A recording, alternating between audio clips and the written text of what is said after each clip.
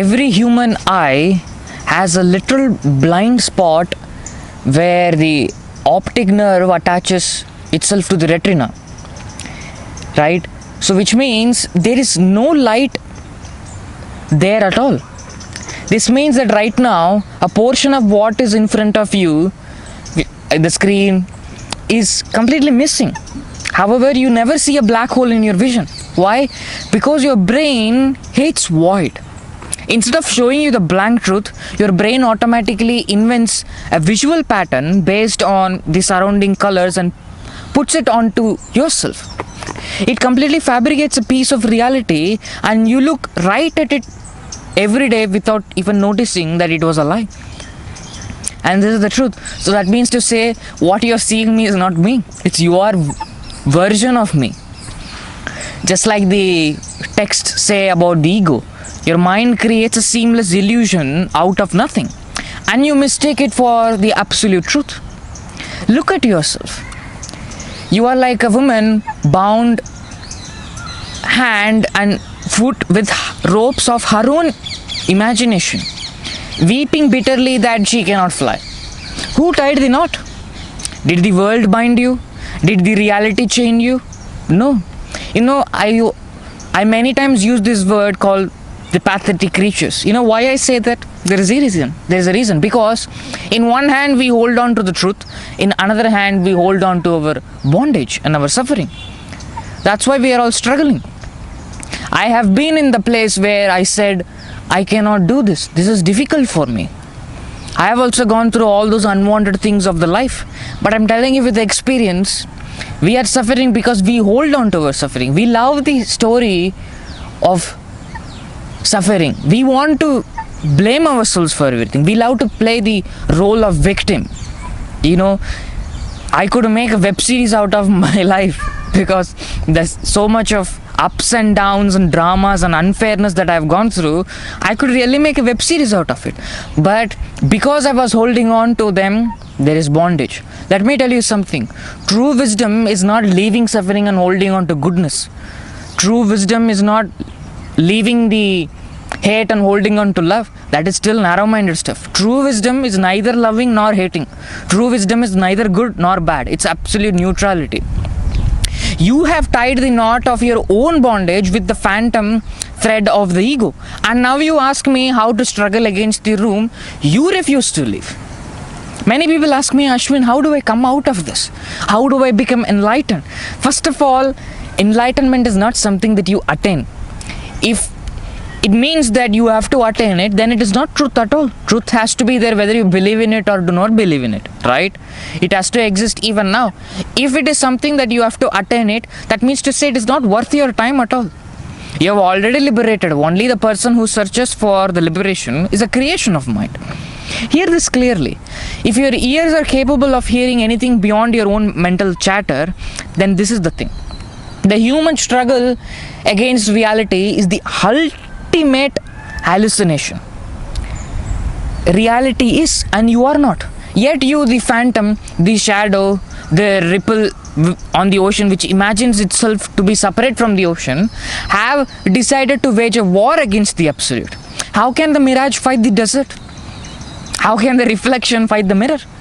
How can a warrior in the dream conquer the reality? You see, I do not offer you a plan for the battle. I only tell you that the background or the battlefield itself is a lie.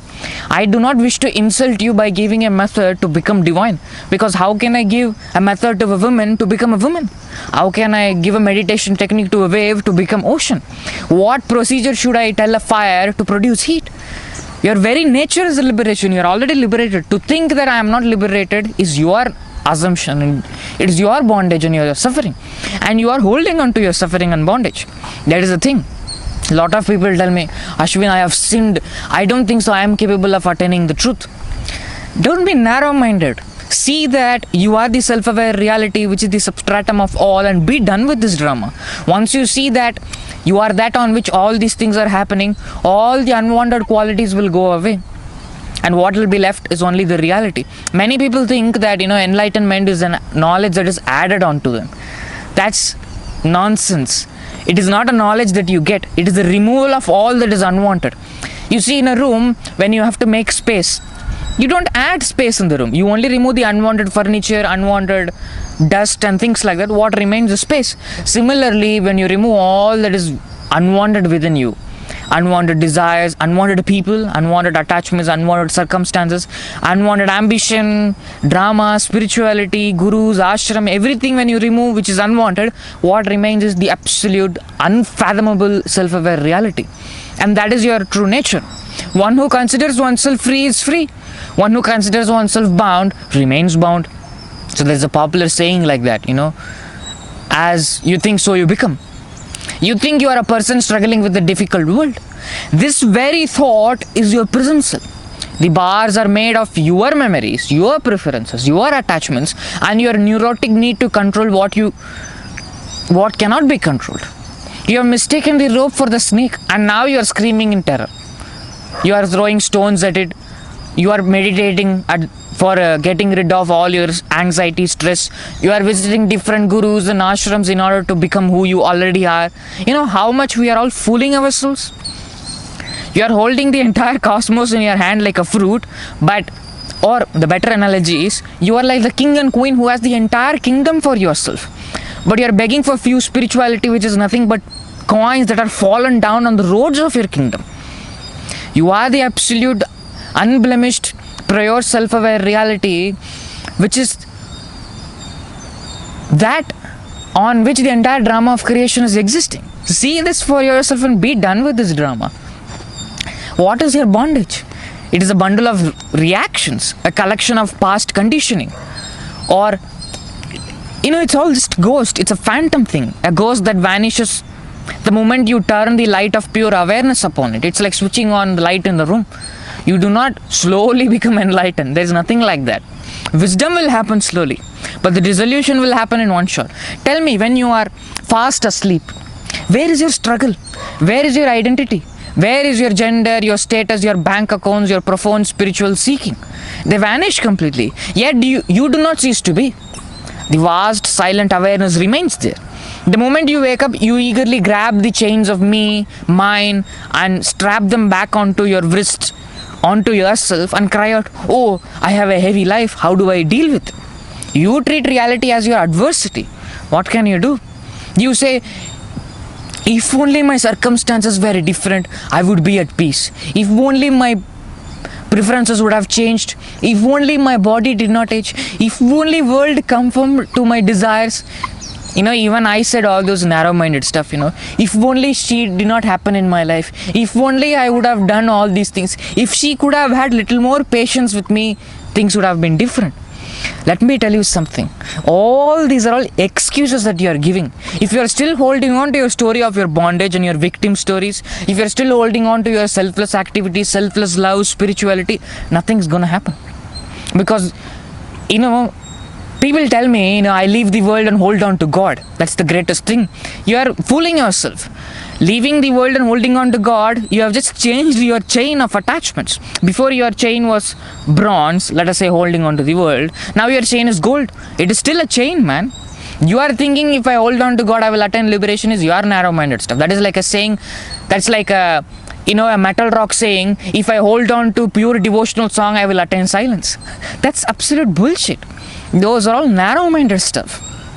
You are already the self-aware reality from the day one. To think that if I do this, I will become liberated is like a wave saying, if I go meet a wave which is in Indian Ocean, I will become ocean. Those are all nonsensical stuff. See this for yourself and be done with this drama of world and death, rebirth, incarnation. You are already the absolute unblemished self-aware reality. See this. Bondage is when the mind desires or grieves for anything, or rejects or accepts anything, or feels happy or angry at anything. Look into the mirror of your own mind and see that you are the absolute unblemished self-aware reality. Every time you say I want, you forge a link in your chain. Every time you say I do not want, you tighten the padlock. I'm not saying if someone comes and slaps you, take the slap and tell everything is divine. That is again your stupidity. Your body and mind knows how to deal with this world and how to involve with this world. You need not come like a Superman and involve in doing things. This is the truth. Many people think that if they see the truth, they will leave their family, they will leave that, they will leave this. In my eyes, you will engage with the world even more better. You will still involve with your family even more better. You will become a better husband, better doctor, better engineer, better wife, better servant, better this, better that. Because you see everything as part of the reality. To think that enlightenment or the truth is to abandon the world, that is your stupidity. That it has got nothing to do with you. It's like this, it's like a bulb covered with dust. When you remove the dust from the bulb, it shines brighter actually. Similarly, when you remove the unwanted things within you, you involve with the world much better. You become a better musician, better student, better doctor, better husband and wife. We all need better husband and wife in this world actually. We don't need better. We need good husband and wife. And if that happens, I think world will be in a better place. Ultimately, I will conclude my speech by saying that follow the message, not the messenger. I am doing all this social media just to make a living and for the joy of speaking alone.